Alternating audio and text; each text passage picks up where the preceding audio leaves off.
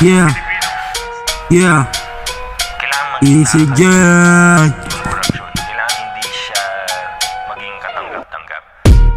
Napakalinis ng tignan, yeah. Ang tamis ng sinasabi pero walang prinsipyo sa bayan. Ganyan na ba talaga kapag walang makapitan? Anong akala nyo sa amin? Nagbulag-bulagan sa sobrang dami nyong binulsa. Kaya nyo nang bumili ng sarili nyong baryo.